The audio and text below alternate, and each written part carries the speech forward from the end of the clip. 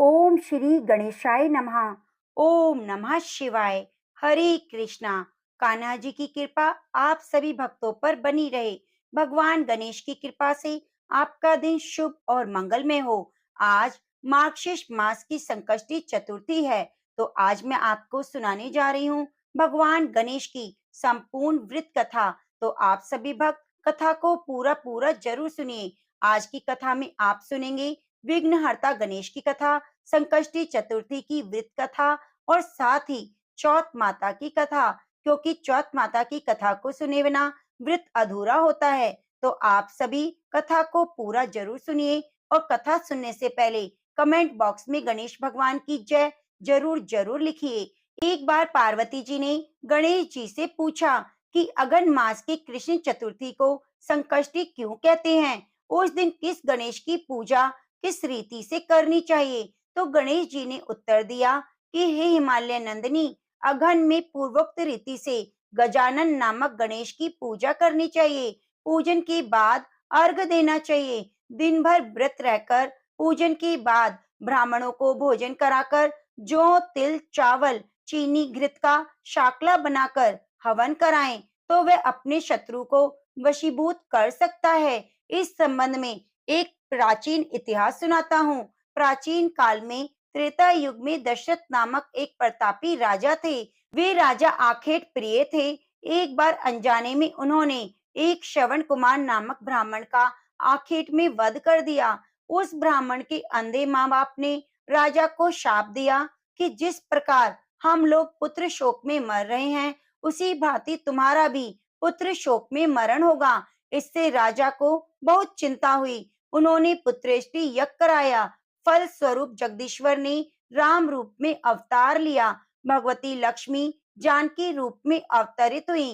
पिता की आज्ञा पाकर भगवान राम सीता और लक्ष्मण सहित वन को गए, जहां उन्होंने खरदूषण आदि अनेक राक्षस और राक्षसियों का वध किया। इससे क्रोधित होकर रावण ने सीता जी का अपहरण कर लिया। सीता जी की खोज में भगवान राम ने पंचवटी का त्याग कर दिया और ऋषिमुख पर्वत पर पहुंचकर सुग्रीव के साथ मैत्री की। उसके बाद सीता जी की खोज में हनुमान आदि बानर तत्पर हुए।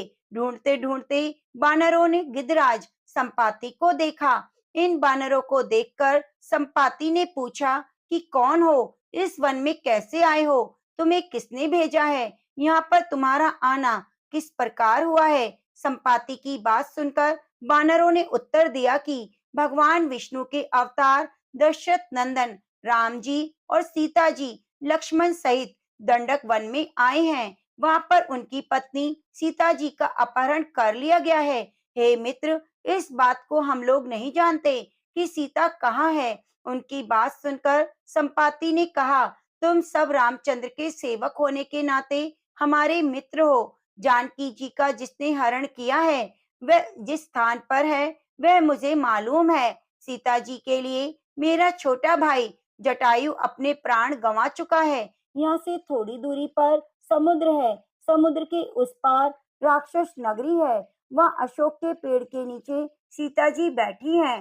रावण द्वारा अपहरण की हुई सीता जी अभी भी मुझे दिखाई दे रही हैं। मैं आपसे सत्य कह रहा हूँ कि बानरों में हनुमान जी अत्यंत पराक्रमशाली हैं, अतः उन्हें वहां जाना चाहिए। केवल हनुमान जी अपने पराक्रम से समुद्र लांघ सकते हैं, अन्य कोई भी इस कार्य में समर्थ नहीं है। संपाति की बात सुनकर हनुमान जी ने पूछा, हे संपाति, इस विशाल समुद्र को मैं किस प्रकार पार कर सकता हूँ। हमारे ऊपर सब वानर वहां जाने में असमर्थ हैं, तो मैं अकेला कैसे पार जा सकता हूँ।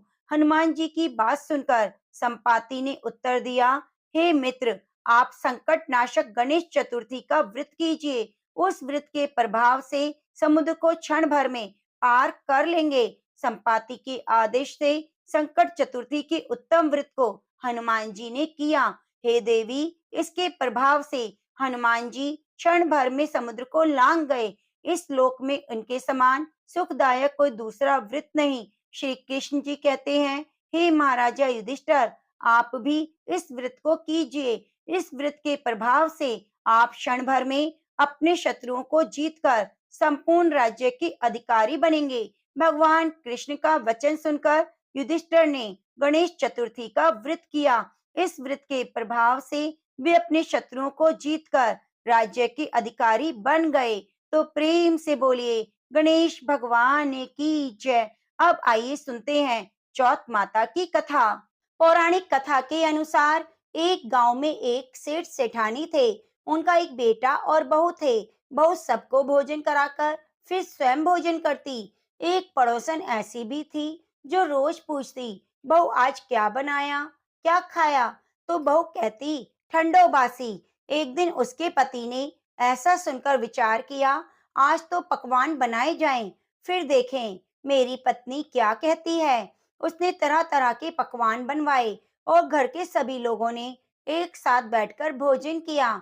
आज भी पड़ोसन ने पूछा तो बहू ने कहा कि ठंडो बासी। सेठ के लड़के ने सोचा, हो ना हो कोई बात अवश्य है जिससे कि मेरी पत्नी ऐसा कहती है।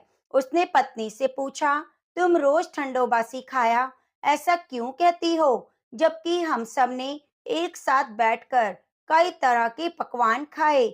उसकी पत्नी बोली, हम जो खा रहे हैं वह बाप बूढ़ों की कमाई है। जिस दिन आप कमा कर लाओगे उस दिन मैं समझूंगी हम ताजा भोजन कर रहे हैं। अब एक दिन लड़के ने माँ से कहा, मैं एक बड़े शहर में कमाई करने जा रहा हूँ। माँ बोली, बेटा अपने पास इतना धन है, खाया नहीं खत्म होगा। माँ के मना करने पर भी बेटे ने स्वयं कमाने का दृढ़ निश्चय कर लिया और जाते समय पत्नी से कहा, मैं जब तक कमाकर बहुत सा धन लेकर ना आ जाऊं तुम चूल्हे की आग मत बुझने देना। एक दिन चूल्हे की आग बुझ गई तो मन ही मन घबराने लगी, कहीं मेरे पति पर संकट तो नहीं आन पड़ा। जल्दी से पड़ोस में से आग लाकर चूल्हे में रख दूं। ऐसा विचार करके पत्नी पड़ोस में गई। वह पड़ोसन चौथ माता का व्रत और पूजन कर रही थी। पड़ोसन ने कहा, थोड़ी देर में आकर ले जाना। तो बहू ने पड़ोसन से पूछा, आप यह व्रत क्यों करती हैं, क्या मिलता है? पड़ोसन ने कहा, चौथ माता के इस व्रत को करने से अन्न धन लक्ष्मी मिलती है और मनोकामनाएं पूरी होती हैं। अब बहू भी चौथ माता का व्रत करने लगी। दीवार पर उसने चौथ माता का चित्र बनाया। उस दिन घी और गुड़ का चूरमा बनाकर रात्रि को चंद्रमा को अर्घ देकर भोजन किया। ऐसा करते करते बहुत दिन हो गए। चौथ माता ने उस बहू के पति को सपना दिया कि साहूकार का बेटा तू जागे है या सोवे है, तेरी पत्नी तुझे याद कर रही है, घर जाकर उसकी चिंता मिटा दे। तू दुकान खोलकर कंकु केशर का पगलिया बनाकर बैठ जाना, आज तेरा हिसाब किताब चुकता हो जाएगा। अब तो चौथ माता ने जैसा कहा वैसा ही हुआ। उसने घर जाने की तैयारी की और गाड़ी भर के धन दौलत लेकर चल दिया। रास्ते में एक बड़ा सा काला नाग फन फैलाए बैठा था। वह कहने लगा, आज तो मैं तुझे डसूंगा, छोड़ूंगा नहीं। आज तेरी आयु पूरी हो गई। सेठ के लड़के ने कहा, आज चौथ माता ने मुझे सपना दिया तो मैं पत्नी से मिलने घर जा रहा हूँ। वह मेरी पत्नी बहुत चिंता कर रही है, मैं उससे मिलकर जरूर आऊंगा, तब तुम मुझे डस लेना। नाग ने कहा, तुम शपथ पूर्वक कहकर जाओ तो मैं तुम्हें जाने दूंगा, परंतु लौटकर नहीं आए तो मैं तुम्हारे घर में आ जाऊंगा और तुम्हें डस लूंगा। इस प्रकार सांप को वचन देकर वह घर पहुंचा। वहां सभी से हंसी खुशी से मिला और भोजन करके उदास होकर बैठ गया। उसकी पत्नी ने उदास होने का कारण पूछा तो पति ने काले नाग वाली सभी बातें बता दी। कहा कि यदि मैं उसके पास नहीं जाऊंगा तो वह घर पर ही आकर मुझे डस लेगा। पत्नी बहुत चतुर थी। उसने कहा, आप नहीं घबराओ, मैं एक उपाय करती हूँ। पत्नी ने कमरे की 7 पैड़ी धोई। पहली पैड़ी पर रेत, दूसरी पर इत्र, तीसरी पर गुलाल फूल, चौथी पर कंकु केशर, पांचवी पर लड्डू पेड़ा, छठी पर गादी गलीजा और 7वीं पैड़ी पर दूध का कटोरा भरकर रख दिया। इस प्रकार वह 7 पैड़ी सजाकर बैठ गई। आधी रात होते ही नाग आकर पैड़ी चढ़ने लगा।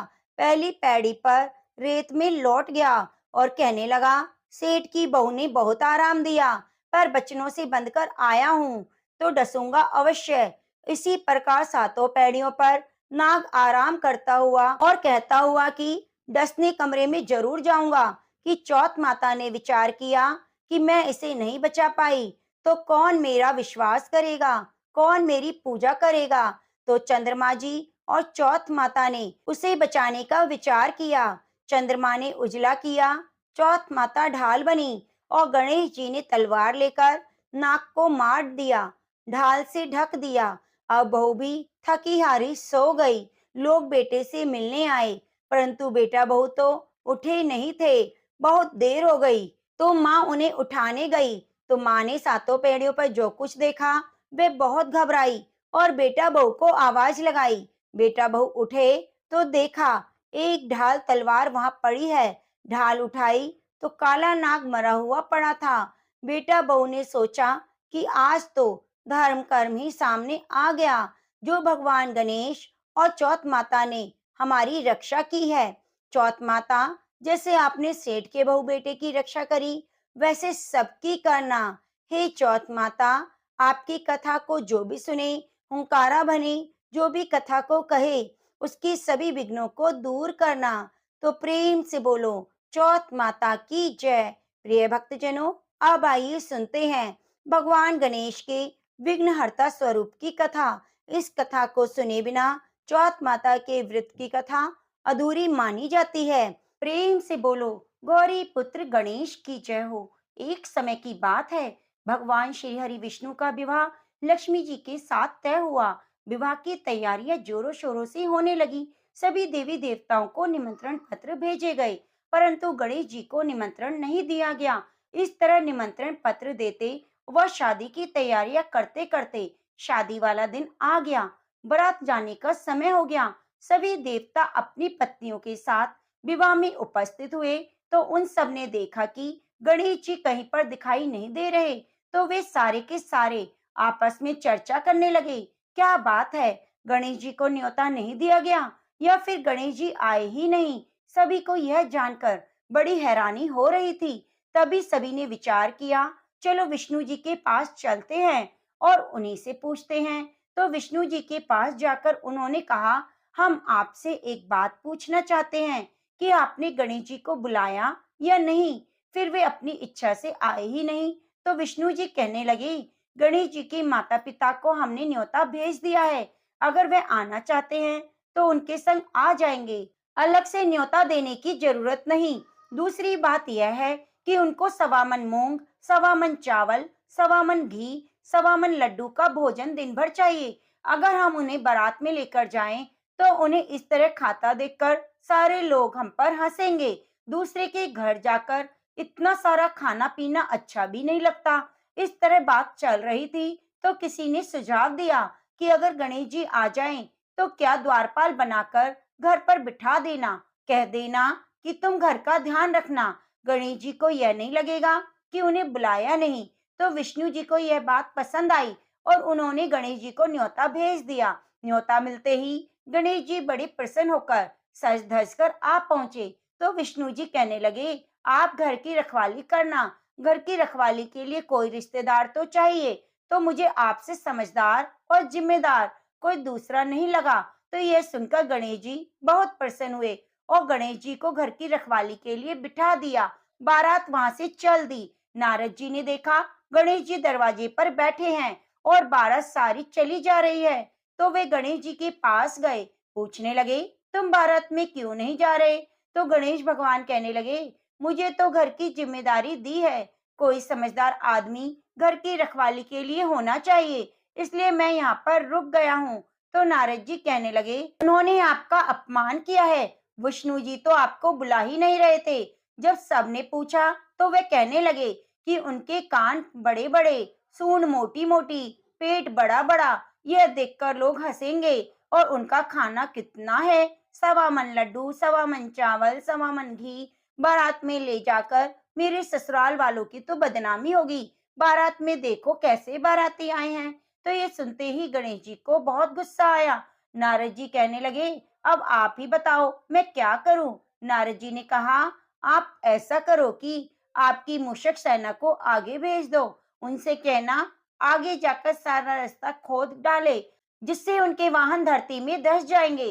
इस तरह से परेशान होंगे तो वे आपको सम्मान पूर्वक बुलाएंगे, क्योंकि विष्णु जी भूल गए हैं कि आप सर्वप्रथम पूजनीय हैं। तो गणेश जी ने नारद जी के कहते ही अपनी मूषक सेना को जल्दी से आगे भेज दिया और कहा कि सारी जमीन को खोद कर देना। तो चूहों ने जैसा गणेश जी ने बोला वैसा ही किया। जैसे ही विष्णु जी की बारात वहां से गुजरने लगी तो रथों के पहिए धरती में धंस गए। लाख कोशिश की परंतु पहिए ना निकले। सभी ने अपने अपने उपाय किए पर पहिए नहीं निकले, सभी जगह से टूट गए। अब किसी की समझ में नहीं आ रहा था कि वह क्या करे। उधर शादी का मुहूर्त निकला जा रहा था तो विष्णु जी बड़े ही परेशान थे। तब नारद जी वहां पहुंचे और कहा कि आप लोगों ने गणेश जी का अपमान करके अच्छा नहीं किया है। यदि उन्हें मनाकर लाया जाए तो आपके कार्य सिद्ध हो जाएंगे और आप पर आया संकट टल जाएगा। शंकर भगवान ने अपने दूत नंदी को भेजा। नंदी गणेश को लेकर आए। गणेश जी का आदर सम्मान के साथ पूजन किया। तब जाकर कहीं रथ के पहिए निकले। निकल तो गए पर जगह जगह से टूट फूट गए। अब उन्हें सही कौन करे। पास के खेत में एक खाती काम करता था। उसे समाचार भेजा गया कि सारे रथों के पहिए सही कर दो। वे अपने खेत का काम छोड़कर कारीगर का सारा सामान लेकर वहां आ गया। जैसे ही वह रथ के पास बैठा तो कहने लगा, श्री गणेशाय नमः। ऐसा कहकर गणेश जी की मन ही मन वंदना करने लगा। देखते ही देखते गणेश जी ने सभी पहियों को थोड़ी देर में ठीक कर दिया। तो वह देखकर नारद जी से कहा कि मैं आपसे एक बात पूछना चाहता हूँ कि आपने श्री गणेशाय नमः क्यों कहा।